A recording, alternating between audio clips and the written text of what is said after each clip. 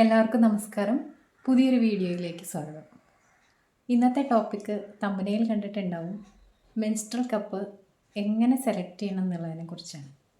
Menstrual cup എന്താണ്, എങ്ങനെ ഉപയോഗിക്കണം എന്നുള്ളതിനെക്കുറിച്ചൊക്കെ ഒരുപാട് വീഡിയോസ് നിങ്ങൾ പല യൂട്യൂബിലായാലും അല്ലാതെയും ഒരുപാട് കണ്ടിട്ടുണ്ടായിരിക്കും.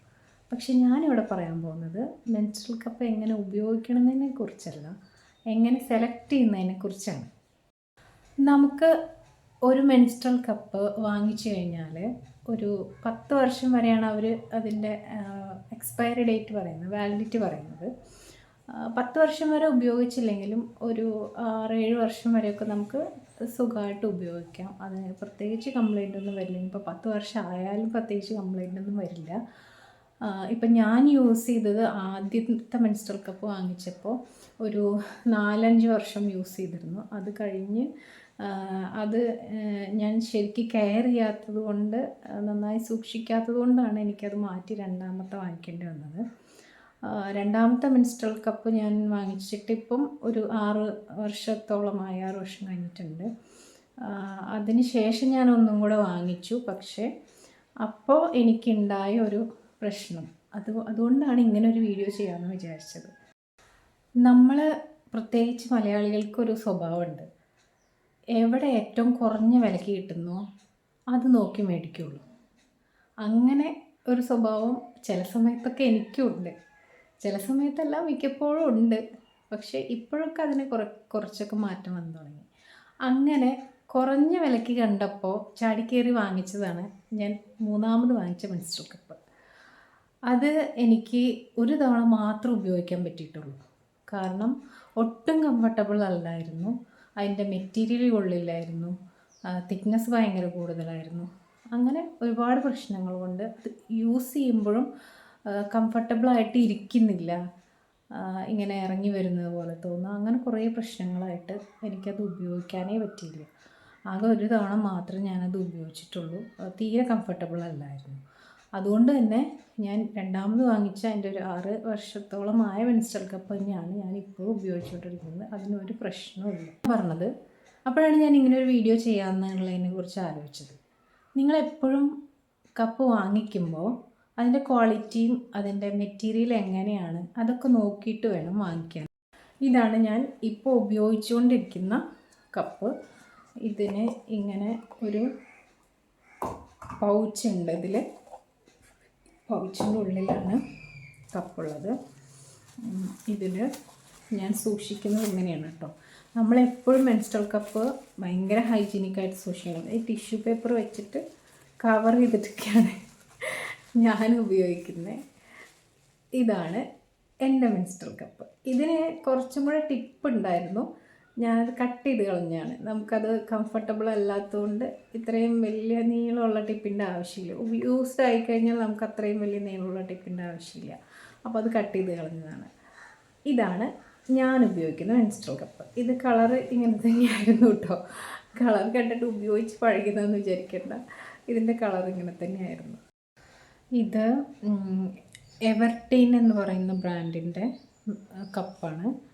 ഇത് ലാർജ് സൈസാണ്. അപ്പോൾ നമ്മൾ മാരേജ് കഴിഞ്ഞവർ, കുട്ടിയുള്ളവർ, അങ്ങനെയുള്ളവർക്കൊക്കെയാണ് ലാർജ് സൈസ് പ്രിഫർ ചെയ്യുക. ഇത് എവർടീൻ എന്ന് പറയുന്ന ബ്രാൻഡിൻ്റെ കപ്പാണ്. ഞാൻ ഓൺലൈനായിട്ടാണ് മേടിച്ചത്. ഇതിന് ആ സമയത്ത് ഒരു 400 സംതിങ് റേറ്റ് വന്നിട്ടുണ്ടായിരുന്നു. വളരെ നല്ലൊരു ബ്രാൻഡാണ്. ഇതെനിക്ക് യൂസ് ചെയ്തിട്ടോ വളരെയധികം എനിക്ക് യൂസ്ഫുള്ളായിട്ടുള്ളൊരു ബ്രാൻഡാണ് ഈ കപ്പ്. ഇത് ലാർജ് സൈസാണ്. പിന്നെ എനിക്ക് ഉപയോഗിക്കാൻ പറ്റിയില്ല എന്ന് പറഞ്ഞത് ഇതാണ്. ഇത് സാനി ഗേൾ, ക്യാമറയിൽ തിരിച്ചാണ്, സാനി ഗേൾ എന്ന് പറയുന്ന ബ്രാൻഡിൻ്റെയാണ്. ഈ കപ്പെന്ന് പറഞ്ഞാൽ തിക്നെസ് കുറച്ച് കൂടുതലായിരുന്നു ഇതിന്. അതായത് മറ്റേ കപ്പിനെ അപേക്ഷിച്ച് കുറച്ച് തിക്നെസ് ഉണ്ടായിരുന്നു ഇതിൻ്റെ. കണ്ടോ, കാണുമ്പോൾ മനസ്സിലാവുന്നുണ്ടോയെന്ന് എനിക്കറിയില്ല. ഇതിൻ്റെ ഈ റൗണ്ട് കണ്ടാൽ അറിയാം. ഇത് ഇത്തിരി അത്ര തിക്കല്ല, കുറച്ച് സോഫ്റ്റാണ്. ഇത് കുറച്ചും കൂടെ തിക്കായിട്ടുള്ളൊരു മെറ്റീരിയൽ. രണ്ടും മെഡിക്കൽ ഗ്രേഡ് സിലിക്കോൺ തന്നെയാണ് അവർ എഴുതിയിട്ടുള്ളത്. പക്ഷേ ഒട്ടും കംഫർട്ടബിൾ അല്ലായിരുന്നു ഇത് യൂസ് ചെയ്യാനായിട്ട്. കാണുമ്പോഴൊന്നും കുഴപ്പമില്ല, ഓക്കെ. എപ്പോഴും മെൻസ്ട്രൽ കപ്പ് സെലക്ട് ചെയ്യുമ്പോൾ സോഫ്റ്റ് മെറ്റീരിയൽ സെലക്ട് ചെയ്യാം. ഇപ്പോൾ ഞാൻ വാങ്ങിച്ച ഇപ്പോൾ കമ്പയർ ചെയ്തിട്ട് എനിക്ക് യൂസ് ചെയ്യാൻ പറ്റിയില്ല എന്ന് പറഞ്ഞിരുന്ന അതിലും എനിക്ക് കംഫർട്ടബിളായിട്ട് ഞാൻ യൂസ് ചെയ്തിരുന്ന മെറ്റീരിയലിന് എഴുതിയിരിക്കുന്നതൊക്കെ സെയിം ആണ്. കാരണം മെഡിക്കൽ ഗ്രേഡ് സിലിക്കോൺ എന്നാണ് എഴുതിയിട്ടുള്ളത്. അതുകൊണ്ട് തന്നെ മെറ്റീരിയൽ എഴുതിയിരിക്കുന്നതൊക്കെ സെയിം ആണ്, പക്ഷേ യൂസ് ചെയ്യുമ്പോൾ നന്നായിട്ട് ഡിഫറൻസ് അറിയാനുണ്ട്. എനിക്ക് ഉപയോഗിക്കാൻ പറ്റാതിരുന്ന ഇതാണ് എനിക്ക് ഉപയോഗിക്കാൻ പറ്റിയില്ല എന്ന് പറഞ്ഞത്. അതിൻ്റെ അകത്ത് കട്ടി കുറച്ച് കൂടുതലായിരുന്നു, കണ്ടില്ലേ? ഈ ഭാഗമൊക്കെ നോക്കിയാൽ അറിയാം, കട്ടി കുറച്ച് കൂടുതലാണ്. അത്ര സോഫ്റ്റ് മെറ്റീരിയൽ അല്ല. അതുകൊണ്ട് തന്നെ ഭയങ്കര ബുദ്ധിമുട്ടായിരുന്നു, തീരെ ഉപയോഗിക്കാൻ പറ്റിയിട്ടില്ല, ഒട്ടും കംഫർട്ടബിൾ അല്ലായിരുന്നു. അടുത്തതായിട്ട് പറയാനുള്ളത് മെൻസ്ട്രൽ കപ്പ് എങ്ങനെ നമുക്ക് സൂക്ഷിക്കാമെന്നാണ്. സൂക്ഷിക്കാമെന്ന് പറഞ്ഞാൽ അതെങ്ങനെ വാഷ് ചെയ്ത് എങ്ങനെ സൂക്ഷിക്കണം എന്നുള്ളതാണ്. എപ്പോഴും വളരെ ഹൈജീനിക്കായിട്ട് കൊണ്ട് നടക്കേണ്ട ഒരു സാധനമാണ്. ആദ്യം നമ്മൾ ഉപയോഗിക്കുന്ന, ഇപ്പോൾ പീരീഡ്സ് തുടങ്ങി നമ്മൾ ആദ്യത്തെ ദിവസം ഇത് ഉപയോഗിക്കുന്നതിന് മുൻപ് നമ്മളിത് വാഷ് ചെയ്യണം. അതിന് ശേഷം പീരീഡ്സ് കഴിഞ്ഞ് 7ാമത്തെ ദിവസമോ 5ാമത്തെ ദിവസമോ 7ാമത്തെ ദിവസമോ നമ്മളിത് എടുത്തു വയ്ക്കുന്നതിന് മുൻപും ഇത് വാഷ് ചെയ്തിട്ട് ക്ലീൻ ചെയ്തിട്ട് വേണം എടുത്തു വെക്കാനായിട്ട്. നമുക്കപ്പോൾ എങ്ങനെ ക്ലീൻ ചെയ്യും എന്നുള്ളത് പലർക്കും ഒരു ടെൻഷനുള്ള കാര്യമാണ്. എങ്ങനെ ക്ലീൻ ചെയ്യും എന്നുള്ളത്. പലരും ചൂടുവെള്ളത്തിലിട്ട് ഒന്ന് കഴുകി തിളപ്പിച്ച് എടുക്കുകയാണ് ചെയ്യുക. അത് തന്നെയാണ് ഏറ്റവും നല്ല മെത്തേഡ്. അപ്പോൾ ഞാൻ ചെയ്യുന്നത് എങ്ങനെയാണെന്ന് വെച്ചാൽ, തിളയ്ക്കുന്ന വെള്ളം തിളപ്പിച്ചിട്ട് അതിൽ ഈ കപ്പിട്ട് 2-3 മിനിറ്റ് നന്നായി ഒന്ന് തിളപ്പിക്കും. കുറച്ച് കല്ലുപ്പും കൂടെ അതിലിട്ട് കൊടുക്കാറുണ്ട്. അതിന് ശേഷം അതെടുത്തിട്ട് ഇത് നമ്മുടെ സാനി ഗേളിൻ്റെ തന്നെ മെൻസ്ട്രൽ കപ്പ് വാഷാണ്. ഇത് നമുക്ക് ഫേസ് വാഷ് പോലെയൊക്കെ കാണുമ്പോൾ അതേ കൺസിസ്റ്റൻസിയാണ്. ഇത് നല്ല സ്മെല്ലും ഉണ്ട്. ഇതിൽ അലോവേര എക്സ്ട്രാക്റ്റും ലാവൻഡർ, നല്ല സ്മെല്ലുണ്ട്. ലാവൻഡർ എക്സ്ട്രാക്റ്റ്, അതുപോലെ ലെമണിൻ്റെ എക്സ്ട്രാക്റ്റൊക്കെ ഉള്ള നല്ലൊരു പ്രോഡക്റ്റാണ് ഇത്.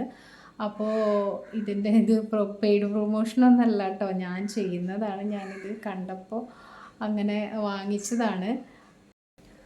അപ്പോൾ ഇത് ആദ്യം തിളച്ച വെള്ളത്തിലിട്ട് കഴുകിയതിന് ശേഷം നമ്മുടെ മെൻസ്ട്രൽ കപ്പ് വാഷ് വെച്ചിട്ട് അതൊരു 3-4 ഡ്രോപ്സ് എടുത്ത് അത് നന്നായി ഉള്ളിലും പുറത്തും നന്നായി ക്ലീൻ ചെയ്യണം. ഉള്ളിലും പുറത്തും നന്നായി റബ്ബ് ചെയ്തതിന് ശേഷം പ്ലെയിൻ വാട്ടറിൽ ഒന്നും കൂടെ കഴുകുക.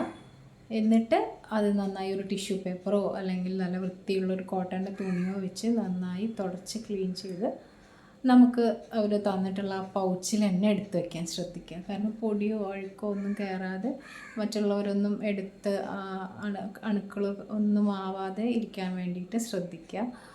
പെട്ടെന്ന് സെൻസിറ്റീവായ പാർട്ടാണല്ലോ, അപ്പോൾ അതുകൊണ്ട് തന്നെ ഇൻഫെക്ഷൻ വരാനൊക്കെ സാധ്യത കൂടുതലാണ്. അപ്പോൾ എപ്പോഴും നമ്മൾ ഹൈജീനിക്കായിട്ട് സൂക്ഷിക്കുക. കപ്പും നമ്മളും എപ്പോഴും ഹൈജീനിക്കായിട്ടിരിക്കുക, പ്രത്യേകിച്ച് പീരീഡ്സിൻ്റെ സമയത്ത്. ഇതൊക്കെ എല്ലാവർക്കും അറിയുന്ന കാര്യമാണ്, എന്നാലും ഞാൻ പറഞ്ഞു എന്നേ ഉള്ളൂ. അപ്പോൾ ഇന്നത്തെ വീഡിയോ അത്രയേ ഉള്ളൂ. എല്ലാവരും ഹൈജീനിക്കായിട്ടിരിക്കുക. പീരീഡ്സിൻ്റെ സമയത്ത് വളരെ യൂസ്ഫുള്ളായിട്ടുള്ളൊരു പാഡിനേക്കാളൊക്കെ നമുക്ക് ഒരുപാട് യൂസ്ഫുള്ളായിട്ടുള്ളൊരു സംഭവമാണ് മെൻസ്ട്രൽ കപ്പ് എന്ന് പറയുന്നത്. അത് ഉപയോഗിച്ചവർക്ക് അതിൻ്റെ ഗുണം അറിയാം. നിങ്ങൾ ഇനിയും മെൻസ്ട്രൽ കപ്പ് ഉപയോഗിക്കാത്തവരാണെങ്കിൽ നിങ്ങളൊരു തവണയെങ്കിലും ഒന്ന് ഉപയോഗിച്ച് നോക്കുക അതിൻ്റെ വ്യത്യാസം. കാരണം ഞാൻ പറഞ്ഞിട്ട് ഉപയോഗിച്ച കുറച്ച് പേരുണ്ട്, അവർക്ക് ഓവർഫ്ലോ ഉള്ള ഒരാളുണ്ടായിരുന്നു. അപ്പോൾ അവരെൻ്റെ അടുത്ത് പറഞ്ഞത്, രാത്രി പാഡ് മാറ്റി കിടന്നാലും, കിടക്കാൻ നേരത്ത് പാഡ് മാറ്റി കിടന്നാലും വീണ്ടും രാവിലെ നോക്കുമ്പോൾ ബെഡ്ഷീറ്റിൽ വരെ ബ്ലഡ് ആയിട്ടുണ്ടാവും. പക്ഷേ ഇത് യൂസ് ചെയ്തപ്പോൾ എനിക്ക് ഒരു പ്രശ്നമില്ല, അത്രയും കംഫർട്ടബിൾ ആണെന്നാണ് അവർ പറഞ്ഞത്. അപ്പോൾ ഏത് ബ്രാൻഡ് ആയിക്കോട്ടെ, ബ്രാൻഡ് സെലക്ട് ചെയ്യുമ്പോൾ നന്നായി ശ്രദ്ധിക്കുക. സോഫ്റ്റ് മെറ്റീരിയൽ സെലക്ട് ചെയ്യാൻ ശ്രമിക്കുക. ഹൈജീനിക്കായിട്ട് അത് കൊണ്ട് നടക്കുക. അപ്പോൾ ഇന്നത്തെ വീഡിയോ ഇത്രയേ ഉള്ളൂ. എല്ലാവരും ഹൈജീനിക്കായിട്ടിരിക്കാൻ ശ്രമിക്കുക, ഹെൽത്തി ആയിട്ടിരിക്കാൻ ശ്രമിക്കുക. ഓക്കെ, ഹാപ്പി പീരീഡ്സ് എന്ന് പറയുന്നില്ല, ഓരോരുത്തർക്കും ഓരോ രീതിയിലാണ് പീരീഡ്സ് വരുന്നത്. അപ്പോൾ എന്നാലും ഹാപ്പി ആയിട്ടിരിക്കാൻ ശ്രമിക്കുക. വീഡിയോ ഇഷ്ടപ്പെടുകയാണെങ്കിൽ ഒന്ന് ലൈക്ക് ചെയ്തേക്കാം. തുടർന്നും ഇതുപോലുള്ള വീഡിയോസ് നിങ്ങൾക്ക് കാണണമെങ്കിൽ ഒന്ന് സബ്സ്ക്രൈബ് ചെയ്തേക്കാം. Thank you.